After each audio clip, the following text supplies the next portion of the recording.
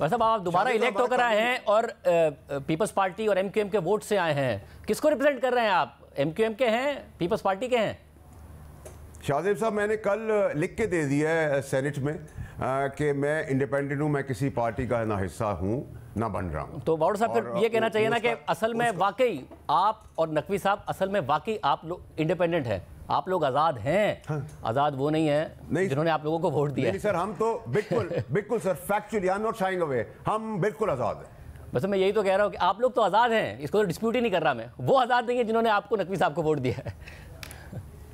Sir देखिए, फिर हम तो ये कह सकता हूं मैं आपको जवाब में कि सर मेरा एटलीस्ट फॉर्म 47 में आप छोले नहीं खा सकते, मेरा फॉर्म 47 बिल्कुल करेक्ट है, एक्यूरेट है। अब ये हम आपने बात कर दी क्योंकि एमकेएम के फॉर्म 47 पर आपने बड़ी दिलचस्प बात की थी और मुझे से बात करते हुए की थी कि एमकेएम का हाल ये है कि वो 22 में से 25 सीटें भी जीत सकते हैं, तो मुझे इस पर भी हैरत नहीं होगी। उनके वोट पर आप आए। नहीं, मैंने बिल्कुल आपके शो का मुझे याद है, शहजाद साहब भी आपके साथ है, बिल्कुल याद है। तो अब भी इस बात पर कायम है। देखिए शाहजेब साहब, मेरे फॉर्म 47 में छोले नहीं खा सकते, एक्यूरेट एंड करेक्ट। ऐसा मगर आपने जैसे बाबर सत्तार के हवाले से एक बड़ा गलीज प्रोपेगेंडा हो रहा है और ज़ाहिर वो माजी में भी मुतालिक जजेस के हवाले से हो चुका है। आप कह रहे हैं कि वो जवाब दें। सर वो क्यों जवाब दें? हुकूमत एक्शन लेके क्यों सोशल मीडिया पर ये सारी की सारी बकवास उनके बारे में की जा रही है? अगर ये दुरुस्त है तो हुकूमत रेफरेंस भेज दे, एक्शन ले ले। हुकूमत के पास पूरा डेटा होगा हर चीज़ का, बजाय इसके कि एक जज को इसलिए टारगेट किया जा रहा है कि उसने हिम्मत की है बाकी जजेस के साथ बोलने की। आप ये कह रहे हैं कि सोशल मीडिया पर जो गंद है उसका जवाब दे। वो तो आपके बारे में भी हो सकता है, मेरे बारे में भी हो सकता है। कौन जवाब देगा? जज कैसे जवाब देगा?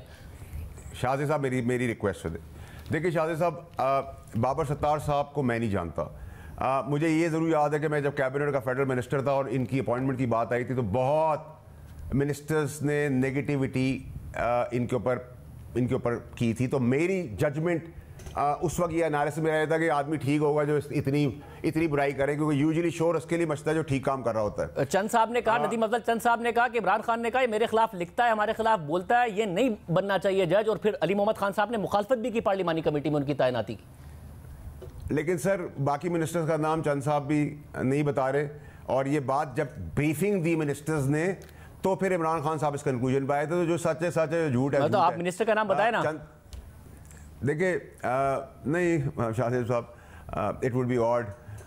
देखिए शाहजेब साहब, मैंने ये कहा कि बाबर सत्तार साहब की हर आदमी कह रहा है कि उनकी बड़े ऑनरेबल आदमी, मैं तो उनको जानता नहीं हूँ। तो अगर हम पे भी जब ब्लेम चलते थे तो हमसे क्लैरिफिकेशन मांगी जाती थी, हम देते भी थे। तो एक जज की रेपुटेशन जो है ना वो बड़ी इंपॉर्टेंट होती है किसी भी डिसीजन का। जज की लाइकिंग डिसलाइकिंग नहीं होती, वो केस का मेरिट पे फैसला करना चाहिए उसको। अगर वो if he doesn't like me और मेरा कोई केस मेरिट पे, मुझे ये डर ना हो मुझे पसंद नहीं करता तो मेरा केस खराब कर देगा। मेरे साथ हुआ ऐसा। लेकिन एनीवेज मैं कह रहा हूँ अगर इतने ब्लेटेंट ब्लेम्स डल रहे हैं तो फिर आप क्लैरिफाई कर दें, और अगर क्लैरिफिकेशन नहीं है और उसमें 1% भी वजन है और वो आपके ऊपर चार्ज बन जाता है तो सुप्रीम जुडिशियल काउंसिल उस पर एक्शन दे। तो मैं तो कोई गलत बात नहीं कर रहा। तो यही होगा ना कि सुप्रीम जुडिशियल काउंसिल वो फोरम है, किसी भी कोई ट्रोल उठ के किसी जज के बारे में बात कर दें और वो वजाहतें देता फिरे, ये तो दुनिया भर में नहीं होता, ये जज का काम नहीं है। तो कोई जिम्मेदार आदमी ने बात की हो तो बात भी की जाए। तो ट्रोल्स बात कर रहे हैं तो आप कहें कि जी मेरी नज़र में ये इन्फॉर्मेशन जो है जैसे बाबर सत्तार साहब के हवाले से इसमें वजन है, तो फिर बाद में आपसे डिबेट भी करूं। जो ट्रोल्स हैं उनके बयानात पर कैसे एक जज को क्यों क्लैरिफिकेशन देनी चाहिए? शाहजी साहब, मैं आपकी इस पॉइंट ऑफ व्यू की भी कदर करता हूं। ये एक और एस्पेक्ट है जिससे देखना चाहिए, और इस जाविया में भी गलती नहीं जो आप बात कर रहे हैं। लेकिन अगर देखिए मैं आपको बताऊं कि मैं शाहजेब साहब 3 जजेस के सामने हाजिर हुआ। एक थे जस्टिस अता बंदयाल साहब, जस्टिस मंसूर अली शाह साहब और जस्टिस आयशा मलिक साहिबा। उनके पास पावर थी कि वो फांसी में भी चढ़ा सकते हैं। ये अल्लाह ताला ने उनको ताकत दी उस मनसब की। नहीं दी, आपको क्यों फांसी चढ़ा सकते हैं? ऐसी कोई ताकत नहीं है उनके पास कि आपको एक और केस में किसी और केस के अंदर फांसी चढ़ा देते हैं। नहीं शाहजेब साहब, नहीं मैं मिसाल दे रहा हूं कि उनका पावर है ना, अनलिमिटेड पावर है उनके पास। ठीक है, केस टू केस है ना, मतलब कत्ल का मुकदमे में थोड़ी थे आप। बट ताकतवर है ना।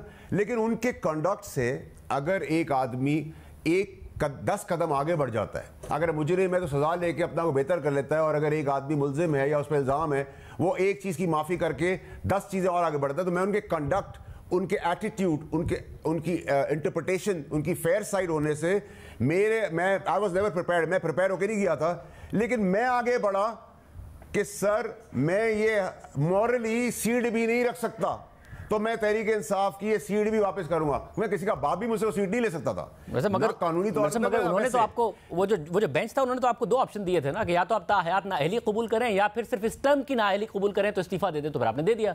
नहीं नहीं नहीं नहीं नहीं नहीं नहीं सर, नहीं नहीं नहीं नहीं नहीं, एक मिनट सर, मैं आपको करेक्ट कर दूं उसके अंदर। देखिए नहीं सर, शाजिद साहब मैं आपको इसको क्लियर कर दूं। देखिए मेरे पास तो ऑर्डर शीट है ना, तो मैं ऑर्डर शीट आपको भेज दूंगा, आप उसकी इंटरप्रिटेशन कर लीजिएगा। I am not challenging and doubting your news over the news. लेकिन सर जो एक्चुअल मेरे ऊपर था वो ये था कि इफ़ यू रिग्रेट, अगर आप उसको रिग्रेट कर लेते हैं, तो मैंने कहा सर मैं रिग्रेट के साथ साथ माफ़ी भी चाहता हूँ आपसे, आपका टाइम ज़ाया करने के लिए। और इसीलिए मैं बहाल हुआ। जो मेरे साथ सेनेटर साहब थे वो डी-सीट हुए, फिर मैंने रिज़ाइन किया। ऐसा कुछ नहीं था सर, मैं आपको वो 100% आपको वो ऑर्डर शीट भिजवाऊंगा। तो मेरा कहने का मकसद है कि सर मुझे तो सर बगैर ट्रायल के भी तो डिस्क्वालीफाई किया था ना सर, आप इसको भी समझे ना सर। आप अगर फॉर्म पे लिखते हैं, अब आप दोबारा बड़ा मजेदार होता है। वैसे आप दोबारा इलेक्ट होकर आए हैं, वैसे आप दोबारा इलेक्ट होकर आए हैं और पीपल्स पार्टी और एमक्यूएम के वोट से आए हैं, किसको रिप्रेजेंट कर रहे हैं आप? एमक्यूएम के हैं, पीपल्स पार्टी के हैं?